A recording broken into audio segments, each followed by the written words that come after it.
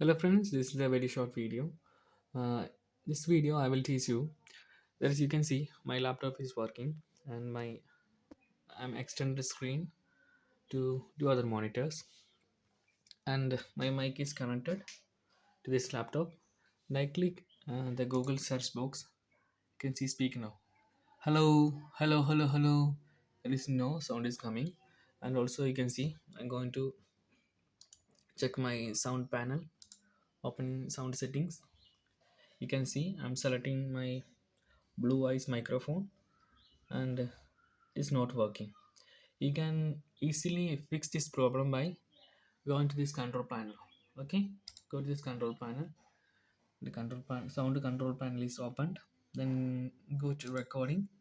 You can see there is a microphone is selected and just go to properties. You can see there's a tab for listen. Sorry, levels. You can see this symbol is here. If there is a symbol, your mic cannot work. Okay, just click on it. Now it is activated. Click OK. OK, and close this.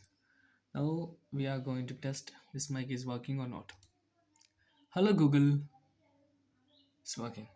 Okay guys, you can easily fix this problem by using this trick. Thank you so much for watching. Have a nice day. Bye bye.